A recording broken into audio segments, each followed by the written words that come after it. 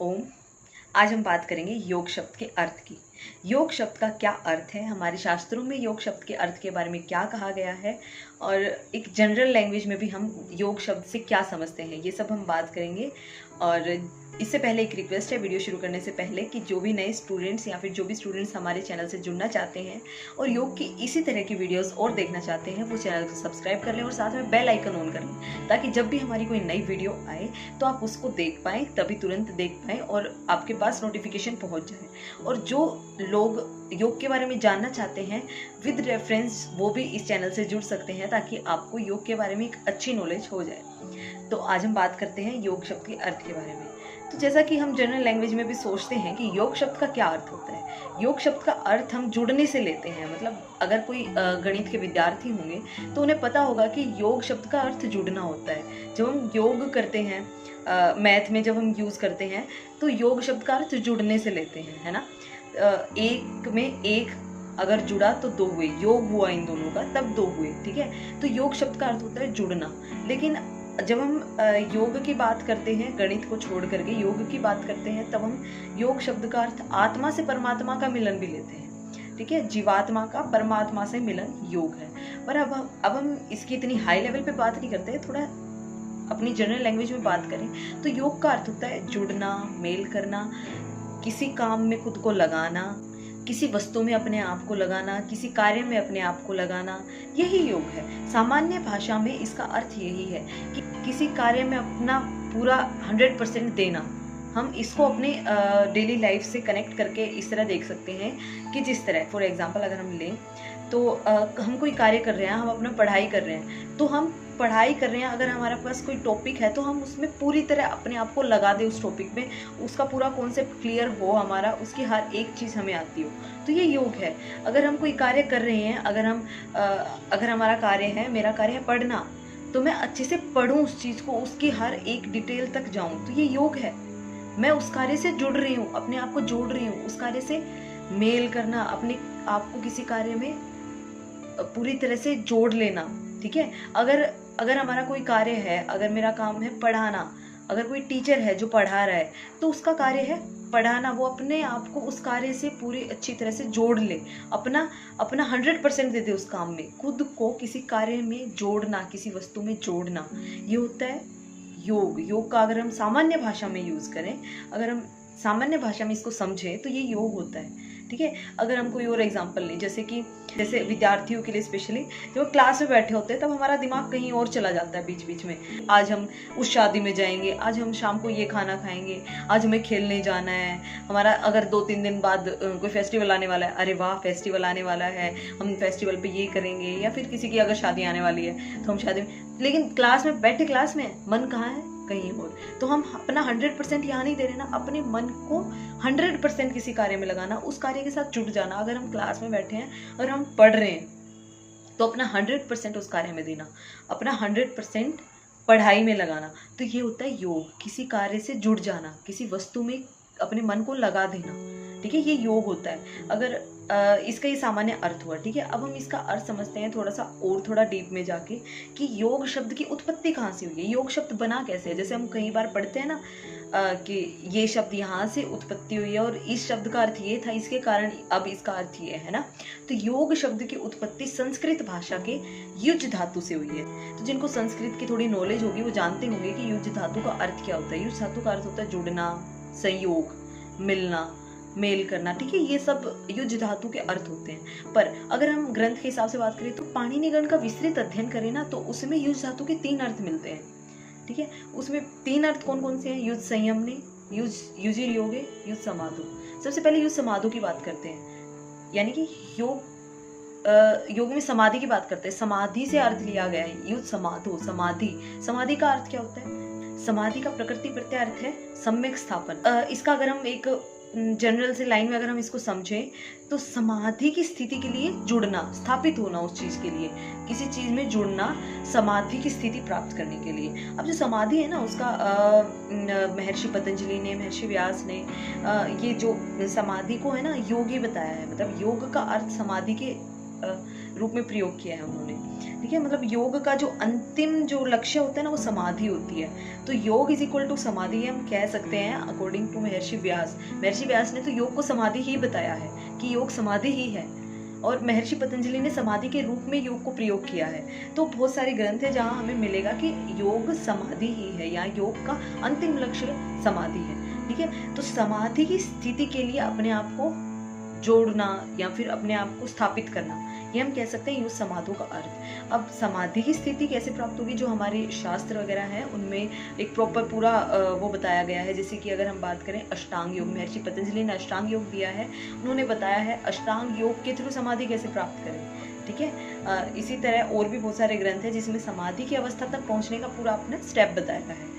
हठ प्रदीपिका की अगर बात करें तो उसमें बताया गया है कि हम चतुरंग योग को फॉलो करके हम समाधि की स्थिति को प्राप्त कर सकते हैं। तो युद्ध समाधि का अर्थ अगर हम बात करें तो अपने आप को स्थापित करना समाधि की स्थिति के लिए, ये हम कह सकते हैं युद्ध समाधि का अर्थ। क्योंकि जैसे महर्षि पतंजलि ने बताया गया अष्टांग योग, तो हम लास्ट में जाके धारणा ध्यान समाधि, धारणा फिर ध्यान फिर समाधि की बात करते हैं। तो हम स्थापित करते हैं धारणा और ध्यान के माध्यम से हम क्या करते हैं, खुद को स्थापना का अर्थ ये नहीं कि हम बैठ गए, नहीं, किसी भी कंफर्टेबल पोस्चर में बैठ के समाधि अपना मन वहां लगा देना, स्थापित हो गए हम, मतलब हम पूरी तरह रेडी हैं, पूरी तरह से हमने खुद को प्रिपेयर कर लिया है समाधि की स्थिति प्राप्त करने के लिए, वो हो गया स्थापित करना।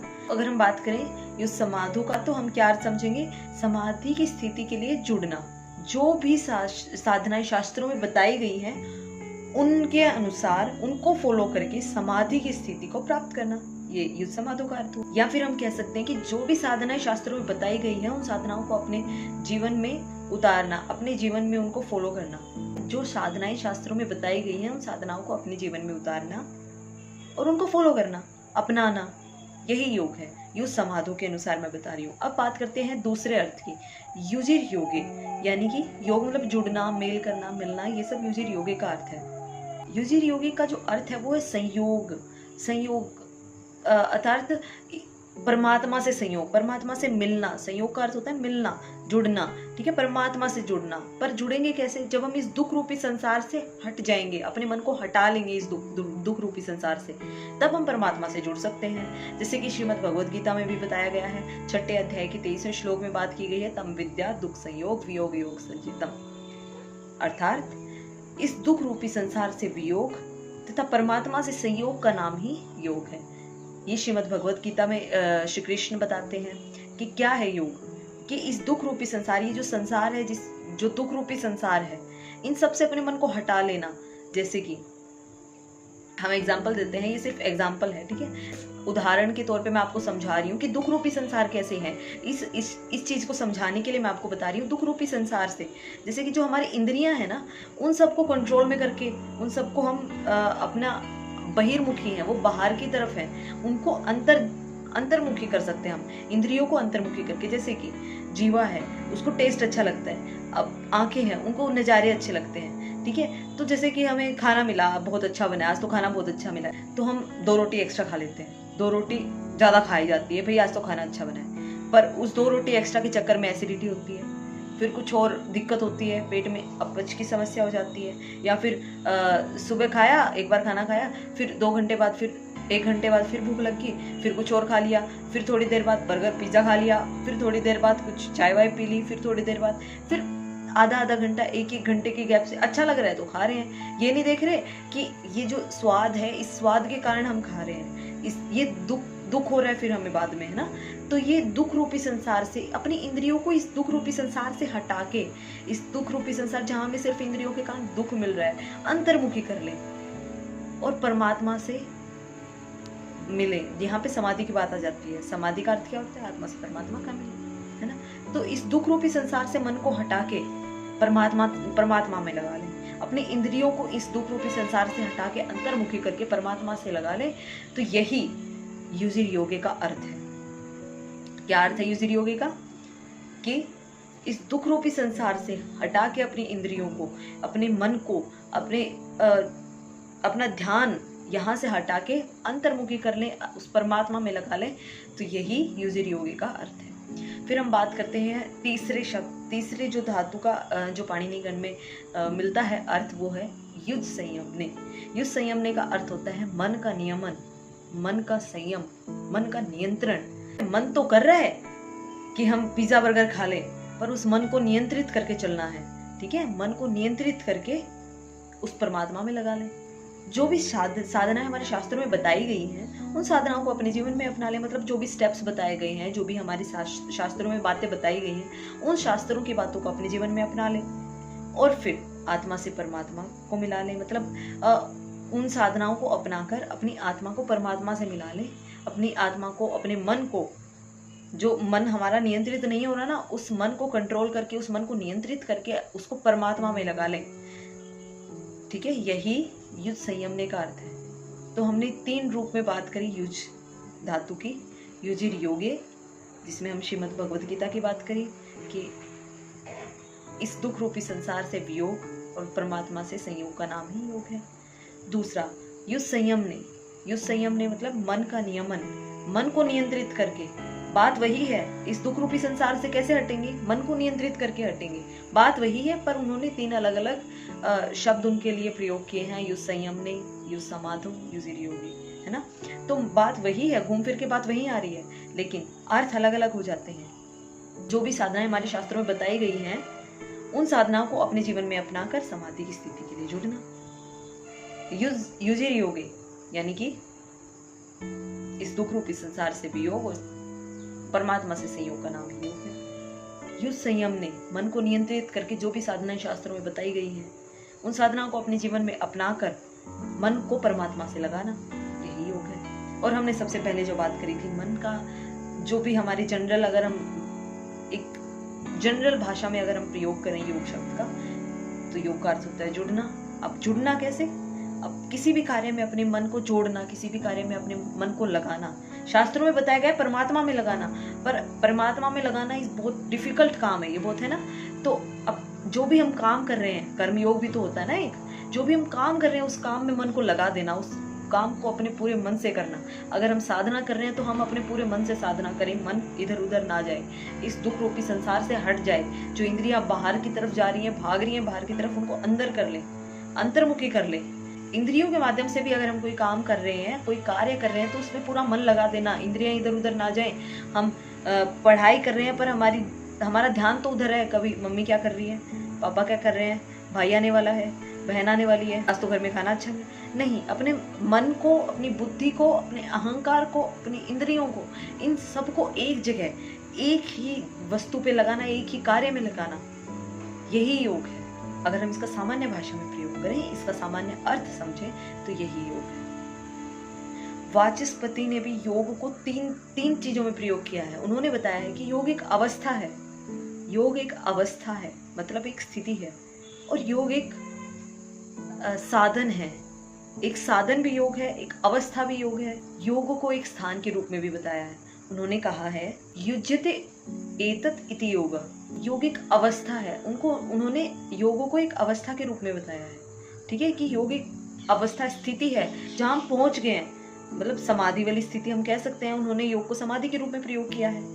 फिर उन्होंने कहा है युज्यते अनेन इति योग, यहाँ पे उन्होंने योग को साधन के रूप में बताया है कि एक साधन है, योग एक साधन है जिसके द्वारा जिस पे चल के, जिस पे बैठ के, जैसे साधन होता है ना जिस पे बैठ के हम एक जगह से दूसरी जगह जाते हैं, जैसे योग एक साधन है।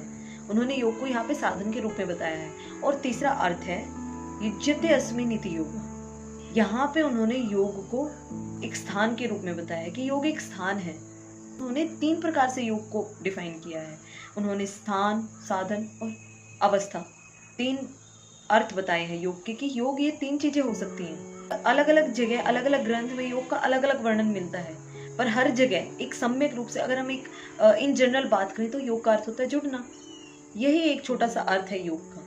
कमेंट करके जरूर बताना कि आपको हमारी वीडियो कैसी लगी, और अगर आपका कोई डाउट हो तो आप काजला व्लॉग्स की इंस्टाग्राम आईडी पे डाउट्स भी पूछ सकते हैं, या फिर आप कमेंट करके भी पूछ सकते हैं। मैं अगली वीडियो में डाउट्स भी लिया करूंगी, लाइक जो भी मेरे को समझ आएगा, जो भी मुझे लगेगा कि मुझे आता है, तो मैं वो डाउट्स भी क्लियर करने की कोशिश करूंगी अगली वीडियोस के, क्योंकि ये तो स्टार्टिंग की वीडियो, ये पहली वीडियो मैं बना रही हूँ, तो इसमें इसलिए मैंने डाउट नहीं लिए हैं। तो अगली वीडियो जो भी कोई आएंगी तो मैं स्टार्टिंग में पहले एक डाउट सेशन रखूंगी, फिर उसके बाद अगली वीडियो का टॉपिक ले लेंगे।